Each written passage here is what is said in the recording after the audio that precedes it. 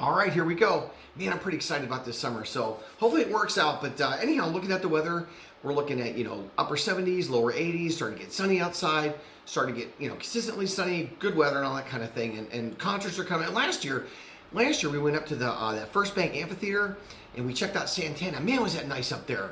So if you get a chance to check that place out, man, check it out. And then here locally, we have the Hot Springs. They got all kind of bands and stuff down there. So I'm pretty excited. But anyhow, the reason I'm making this one here is it is now, we are now at ground zero for what I call the detail season scammers.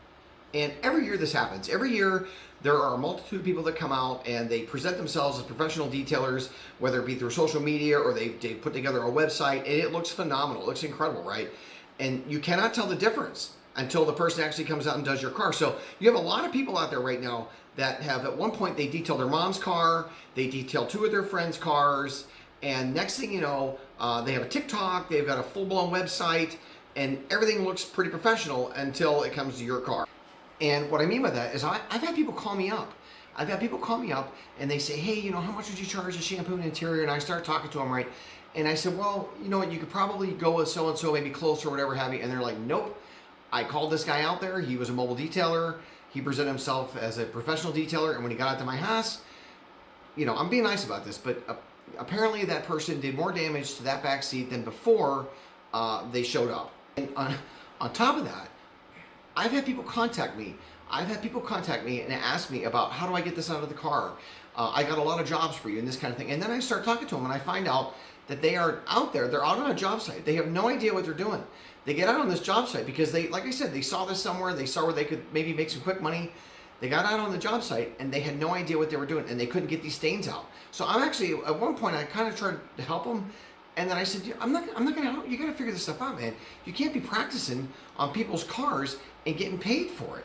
And the easiest way to wipe out 95% of them right off the bat is what you're going to do is you're going to ask to see their business license and you're going to ask to see their insurance. And that, I guarantee you, that'll wipe out about 95% of them because they don't want to mess with that. They want to make quick money and they want to get in and they want to get out, right? And that insurance alone, the insurance I have, it is pricey. So I'm a small business owner, and that is a huge chunk of my portfolio, just right there. That alone, then maintaining your business license, again, not terribly expensive, but you got to stay on top of that stuff. And so if you look at these people that are out there doing the right thing, that's what you want, because it's your car. It's your car, and if something happens to that car, whether they burn the paint or I've seen where they'll use an all-purpose cleaner, they see it on YouTube and they think it's a cool thing to do. And what happens is it can cause damage at the inside of that car, to your leather, to your plastics. And if they don't have insurance, there's no way you're going to get that. You're going to pay for that out of your own pocket. You are not going to get that money back.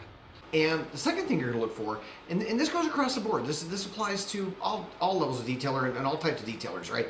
What you're going to look at is to see how well organized they are. You don't have to know any of this equipment. You don't have to know what a force rotation polisher is versus dual action versus rotary. You don't have to know any of that stuff.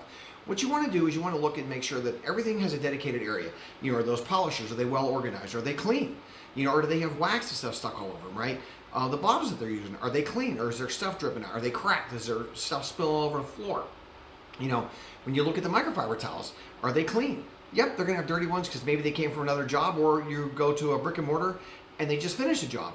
But you want to make sure that the towels and so forth are separated from clean towels. You don't want to see dirty towels clumped in with clean towels and that sort of thing. And I'll tell you right now, you start seeing, if you go to an actual shop and you start seeing microfiber towels all over the ground and stuff that should be used for interior cleaning all over the ground, that's a problem. That is a huge problem because that debris, no matter what you do, it's going to get back inside those towels. Now you have these carpeted tracks in here, and I make it a habit to not even put them on that if I don't have to.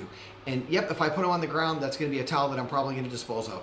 And it happens. But if you start seeing stuff all over the place in disarray, it's going to be a problem because they cannot effectively, if they cannot organize their workspace, they cannot detail your car properly. And as a side note to that, along with everything being organized and so forth, what you also want to look at are the brushes. Take a look at, a lot of times they'll use those spin brushes and that kind of thing, and I have them too. But you want to take a look at those brushes. Just see if they're in good shape, or are they smashed down, are they crushed on one side. And they're like on the upholstery brushes, when you look at that, look and see if they're in good shape. Look and see if they're orderly, right? Or are they smashed down? Are the ends of them just kind of mashed in, right? Because those kinds of things will damage your car. Same thing with the pads. If you look at the polishing pads and they start looking dirty and they start looking worn down and there's stuff all gunked in them, again, that is a huge red flag.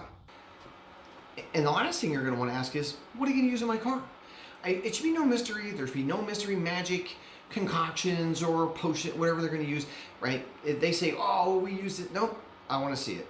And that's okay. Like, again, like I said, you're paying for this stuff. You shouldn't feel bad about asking for it, right? And the reason why I'm saying that is, you'll see the difference in prices, right? And we'll just go with the interior. So an interior goes from $80 to $100 to $120 to $175.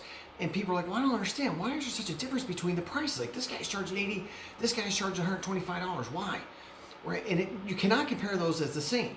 It's like saying back in the day they had the, it's like your mom making a homemade cherry pie and then comparing that pie to one of those McDonald's cherry pies they made years ago. Like, they cut it open and it was like, 3 pieces of cherry in there. Yep, they're technically a cherry pie, but they are not the same pie.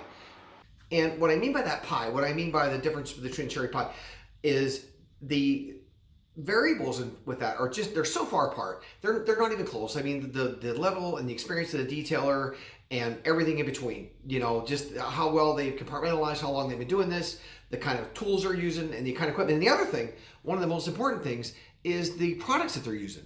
And again, I don't know if this is by design or whatever, but I can tell you this. All over the internet and all over these forums, you'll see these guys using all-purpose cleaner. All-purpose cleaner, 4-to-1 with a little bit of dish soap, okay? And that stuff, and now you're gonna see why one guy charges $80, $85 for a full detail, and the other guy charges $120 for an interior, and so forth, right? And this is one of them. They'll typically use all-purpose cleaner on your vehicle, and they use it for almost everything. And they'll mix that down 4-to-1, like I told you, put a little dish soap in there, and you're running about $2.50 a gallon. It's like $9 a gallon for that stuff, right? And I'm not against saying that it's inexpensive. I'm always, you're always going to try and save some money here and there. But I do not, under any circumstances, recommend using all-purpose cleaner on the inside of your car. And that's a whole nother video, but that is a disaster waiting to happen. And like I said, I'll tell you flat out. So I only use dedicated interior cleaners for the plastics, and that's $25 a gallon. I can mix that 2-to-1. It comes out to $12 a gallon, right?